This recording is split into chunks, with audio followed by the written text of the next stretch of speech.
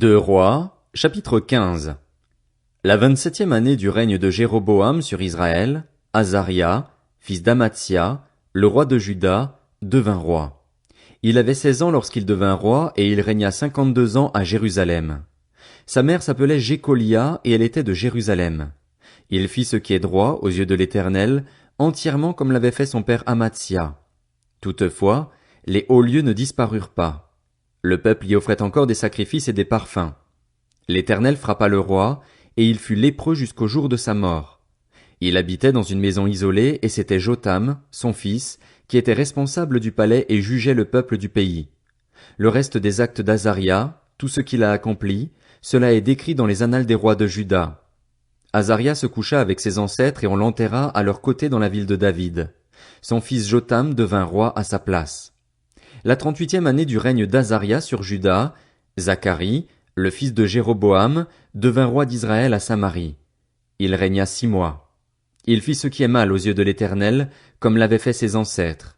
Il ne se détourna pas des péchés de Jéroboam, fils de Nébat, qui avait fait pécher Israël. Shallum, le fils de Jabesh, conspira contre lui et le frappa à mort devant le peuple, puis il devint roi à sa place. Le reste des actes de Zacharie, cela est décrit dans les annales des rois d'Israël. Ainsi s'accomplit ce que l'Éternel avait déclaré à Jéhu, tes descendants jusqu'à la 4e génération seront assis sur le trône d'Israël. Shallum, le fils de Jabesh, devint roi la 39e année du règne d'Ozias sur Juda. Il régna pendant 1 mois à Samarie. Menahem, le fils de Gadi, monta de Tirtsa et vint à Samarie. Il frappa à mort Shallum, fils de Jabesh, dans Samarie et il devint roi à sa place. Le reste des actes de Shallum et la conspiration qu'il a formée, cela est décrit dans les annales des rois d'Israël. Alors Menahem frappa la ville de Tivzar, tous ceux qui s'y trouvaient, ainsi que son territoire jusqu'à Tirtsa. Il la frappa parce qu'elle ne lui avait pas ouvert ses portes, et il fendit le ventre de toutes les femmes enceintes. La 39e année du règne d'Azaria sur Juda, Menahem, le fils de Gadi, devint roi d'Israël. Il régna 10 ans à Samarie. Il fit ce qui est mal aux yeux de l'Éternel. De toute sa vie, il ne se détourna pas des péchés de Jéroboam, fils de Nébat, qui avait fait pécher Israël. Pul, le roi d'Assyrie, vint attaquer le pays, et Menahem lui donna 30 tonnes d'argent pour qu'il contribue à affermir la royauté entre ses mains. Menahem préleva cet argent sur tous les Israélites riches afin de le donner au roi d'Assyrie, à raison de 50 pièces d'argent chacun. Le roi d'Assyrie repartit alors sans prendre position dans le pays. Le reste des actes de Menahem, tout ce qu'il a accompli, cela est décrit dans les annales des rois d'Israël. Menahem se coucha avec ses ancêtres. Son fils Pékachia devint roi à sa place. La 50e année du règne d'Azaria sur Juda, Pékachia, le fils de Menahem, devint roi d'Israël à Samarie. Il régna 2 ans. Il fit ce qui est mal aux yeux de l'Éternel. Il ne se détourna pas des péchés de Jéroboam, fils de Nébat, qui avait fait pécher Israël. Son officier Pékash, fils de Remalia, conspira contre lui. Il le frappa à Samarie dans une partie fortifiée du palais royal, avec l'aide d'Argob et d'Arié. Il avait avec lui 50 Galaadites. Il fit ainsi mourir Pékachia et il devint roi à sa place. Le reste des actes de Pékachia, tout ce qu'il a accompli, cela est décrit dans les annales des rois d'Israël. La 52e année du règne d'Azaria sur Juda, Pékash, le fils de Remalia, devint roi d'Israël à Samarie. Il régna 20 ans. Il fit ce qui est mal aux yeux de l'Éternel. Il ne se détourna pas des péchés de Jéroboam, fils de Nébat, qui avait fait pécher Israël. Durant le règne de Pékash sur Israël, Tiglath-Pileser, le roi d'Assyrie, vint s'emparer des villes d'Isjon, d'Abel-Beth-Maaka, de Janoar, de Kédesh, de Hatzor, de Galaad, de la Galilée et de tout le pays de Nephtali, et il exila les habitants en Assyrie. Osée, fils d'Éla, forma une conspiration contre Pékash, fils de Remalia, et le frappa à mort, puis il devint roi à sa place. C'était la 20e année du règne de Jotham, fils d'Ozias. Le reste des actes de Pékash, tout ce qu'il a accompli, cela est décrit dans les annales des rois d'Israël. La 2e année du règne de Pékash, fils de Remalia, sur Israël, Jotham, fils d'Ozias, le roi de Juda, devint roi. Il avait 25 ans lorsqu'il devint roi et il régna 16 ans à Jérusalem. Sa mère s'appelait Jérusha et c'était la fille de Tsadok. Il fit ce qui est droit aux yeux de l'Éternel. Il agit entièrement comme l'avait fait son père Ozias. Toutefois, Les hauts lieux ne disparurent pas. Le peuple y offrait encore des sacrifices et des parfums. Jotham construisit la porte supérieure de la maison de l'Éternel. Le reste des actes de Jotham, tout ce qu'il a accompli, cela est décrit dans les annales des rois de Juda. À cette époque, l'Éternel commença à envoyer contre Juda Retsin, le roi de Syrie, et Pécache, le fils de Remalia. Jotham se coucha avec ses ancêtres et il fut enterré à leur côté dans la ville de son ancêtre David. Son fils Akaz devint roi à sa place. 2 Rois, chapitre 16. La 17e année du règne de Pécache, fils de Remalia, Akaz, fils de Jotham, le roi de Juda, devint roi. Akaz avait 20 ans lorsqu'il devint roi et il régna 16 ans à Jérusalem. Il ne fit pas ce qui est droit aux yeux de l'Éternel, son Dieu, contrairement à son ancêtre David. Il marcha sur la voie des rois d'Israël. Il fit même passer son fils par le feu, conformément aux pratiques abominables des nations que l'Éternel avait dépossédées devant les Israélites. Il offrait des sacrifices et des parfums sur les hauts lieux, sur les collines et sous tout arbre vert. Alors Retsin, le roi de Syrie, et Pécache, fils de Remalia, le roi d'Israël, montèrent contre Jérusalem pour l'attaquer. Ils assiégèrent Akaz, mais sans parvenir à le vaincre. À la même époque, Retsin, le roi de Syrie, ramena Élat sous l'autorité des Syriens. Il expulsa les Juifs d'Élat et les Syriens vinrent y habiter, comme c'est le cas aujourd'hui. Akaz envoya des messagers à Tiglath-Pileser, le roi d'Assyrie, pour lui dire « Je suis ton serviteur et ton fils. Monte et délivre-moi des attaques du roi de Syrie et du roi d'Israël. » Akaz prit l'argent et l'or qui se trouvaient dans la maison de l'Éternel et dans les trésors du palais royal, et il les envoya en cadeau au roi d'Assyrie. Le roi d'Assyrie l'écouta. Il monta contre Damas, s'en empara, exila ses habitants à Kir et fit mourir Retsin. Le roi Akaz se rendit à Damas pour rencontrer Tiglath-Pileser, le roi d'Assyrie. Quand il vit l'autel qui était à Damas, il envoya au prêtre Uri le dessin et le plan précis de cet autel. Le prêtre Uri construisit un autel entièrement conforme aux indications envoyées de Damas par le roi Akaz, et il le fit avant que le roi Akaz ne soit de retour de Damas. À son arrivée de Damas, le roi vit l'autel, s'en approcha et y monta. Il y fit brûler son holocauste et son offrande végétale, y versa son offrande liquide et l'aspergea avec le sang de ses sacrifices de communion. Il éloigna de l'entrée du temple l'autel de bronze qui était devant l'Éternel, afin qu'il ne soit pas entre le nouvel autel et la maison de l'Éternel, et il le plaça à côté du nouvel autel, du côté nord. Puis le roi Akaz donna cet ordre au prêtre Uri, « Fais brûler sur le grand autel l'holocauste du matin et l'offrande végétale du soir, l'holocauste et l'offrande végétale du roi, les holocaustes et les offrandes végétales de tout le peuple du pays, verse-y leurs offrandes liquides et asperge-le avec tout le sang des holocaustes et tout le sang des sacrifices. En ce qui concerne l'autel de bronze, je m'en occuperai. » Le prêtre Uri se conforma à tout ce que le roi Akaz avait ordonné. Le roi Akaz brisa les panneaux des bases et enleva les bassins qui se trouvaient dessus. Il descendit la cuve de dessus les bœufs en bronze qui la portait et il la posa sur un pavé de pierre.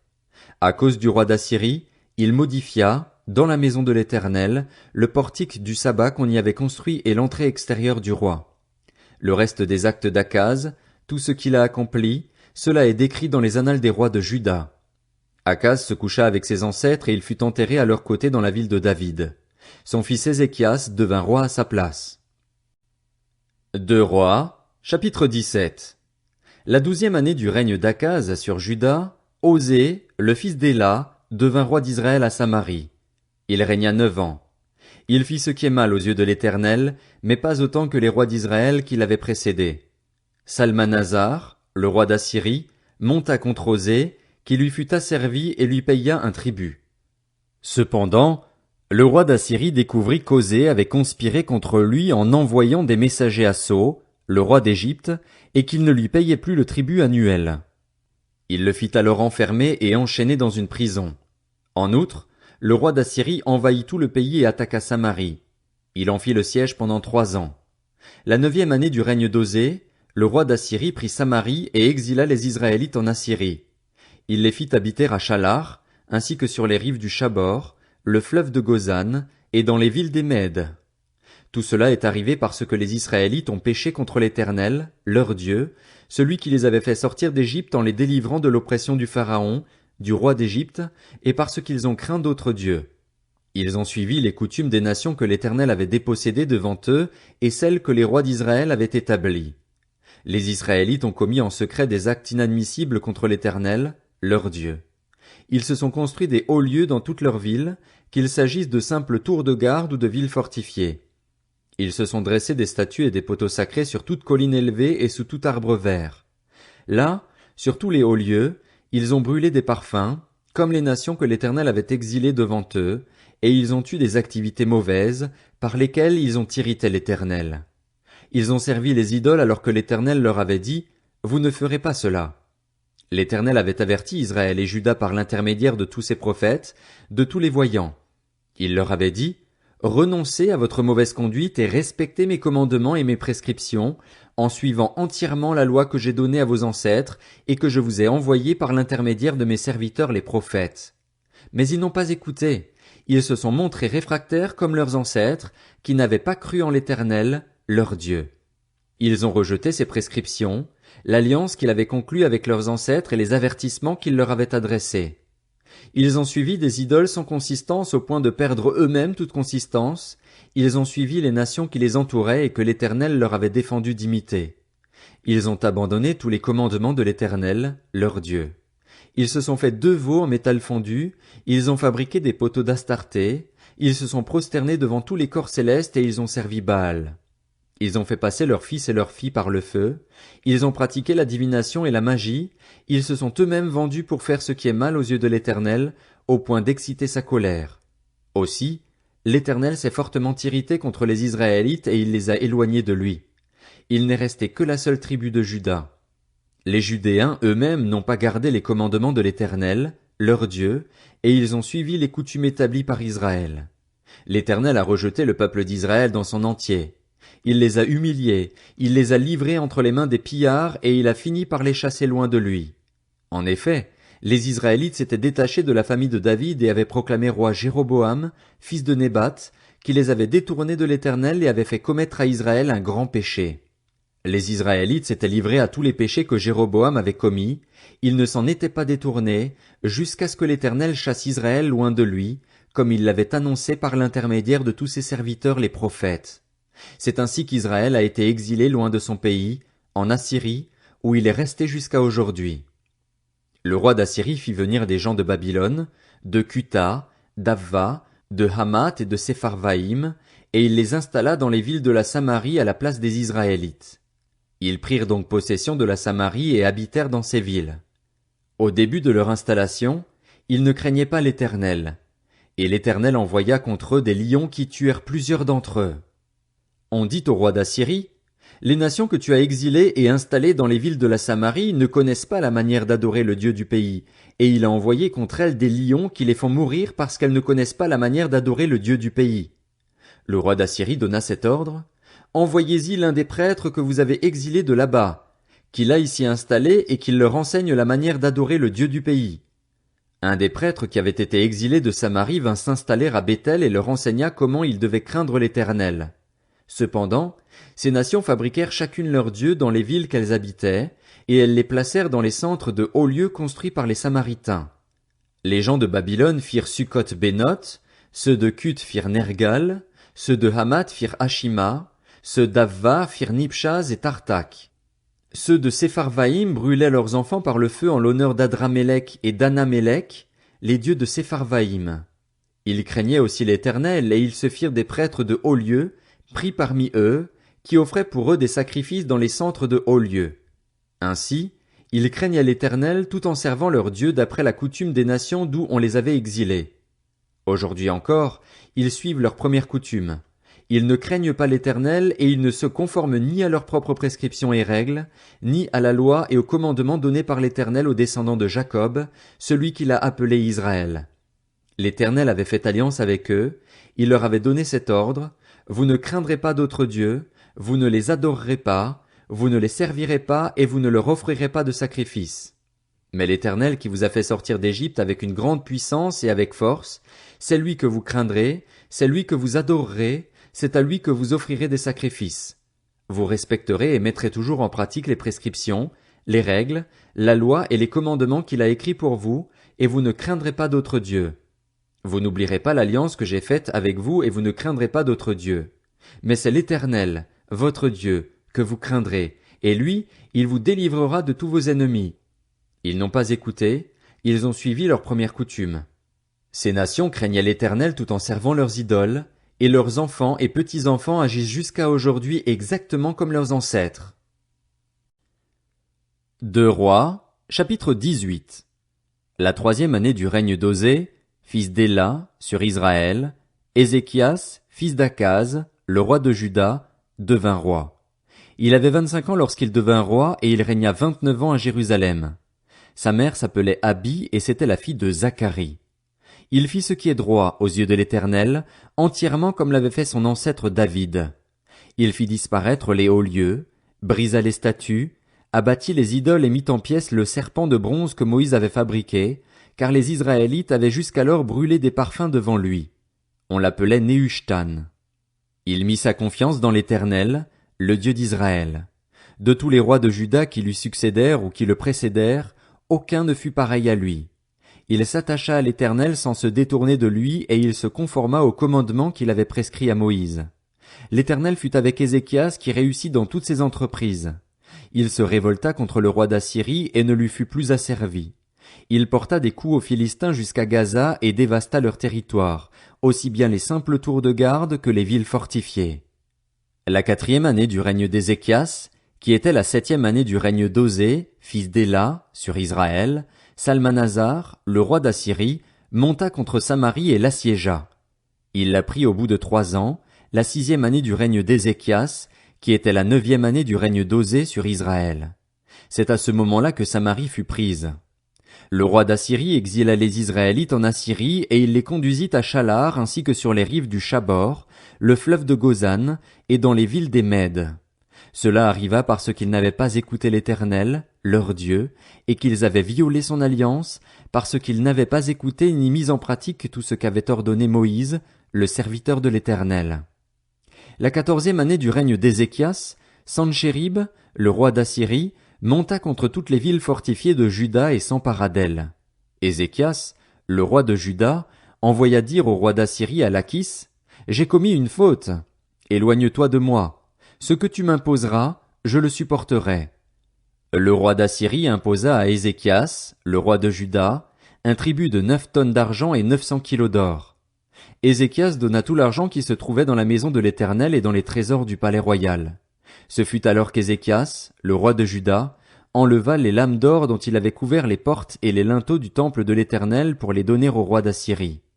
Toutefois, le roi d'Assyrie envoya de Lachis à Jérusalem, vers le roi Ézéchias, Tartan, Rabsaris et Rabshaké avec une puissante armée. Ils montèrent et arrivèrent à Jérusalem. Une fois montés et arrivés, ils s'arrêtèrent à l'aqueduc du réservoir supérieur, sur le chemin du champ du teinturier. Ils appelèrent le roi. Le chef du palais royal, Eliakim, le fils de Hilkija, se rendit vers eux avec Shebna, le secrétaire, et l'archiviste Joar, fils d'Azaph. Rabshaké leur annonça, « Transmettez à Ézéchias. Voici ce que dit le grand roi, le roi d'Assyrie. Sur quoi repose donc ta confiance? Tu as dit qu'il fallait pour la guerre de la prudence et de la force, mais ce ne sont que des paroles en l'air. En qui donc as-tu placé ta confiance pour oser te révolter contre moi? Tu l'as placé dans l'Égypte? Tu as pris pour soutien ce roseau cassé qui pénètre et transperce la main de celui qui s'appuie dessus. Voilà ce qu'est le Pharaon, le roi d'Égypte, pour tous ceux qui se confient en lui. Peut-être me direz-vous, c'est en l'Éternel, notre Dieu, que nous plaçons notre confiance. Mais n'est-ce pas lui dont Ézéchias a fait disparaître les hauts lieux et les autels en disant à Juda et à Jérusalem, vous vous prosternerez devant cet autel à Jérusalem? Maintenant, passe un accord avec mon seigneur, le roi d'Assyrie, et je te donnerai 2000 chevaux, si tu peux fournir des cavaliers pour les monter.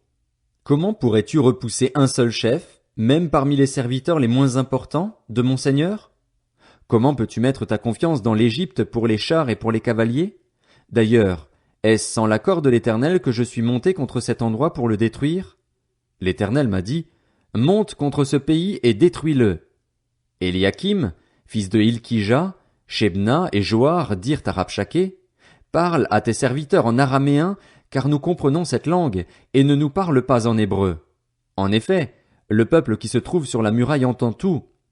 Rabshakeh leur répondit, Est-ce à ton seigneur et à toi que mon seigneur m'a envoyé dire ces paroles? N'est-ce pas à ces hommes assis sur la muraille pour manger leurs excréments et pour boire leur urine avec vous? Alors Rabshakeh prit position et cria à pleine voix en hébreu, Écoutez la parole du grand roi, du roi d'Assyrie. Voici ce que dit le roi. Qu'Ézéchias ne vous trompe pas. En effet, il ne pourra pas vous délivrer de ma domination. Qu'Ézéchias ne vous amène pas à vous confier en l'Éternel en disant, L'Éternel nous délivrera et cette ville ne sera pas livrée entre les mains du roi d'Assyrie. N'écoutez pas Ézéchias, car voici ce que dit le roi d'Assyrie. Faites la paix avec moi, sortez de la ville vers moi, et chacun de vous mangera des fruits de sa vigne et de son figuier, chacun boira de l'eau de sa citerne.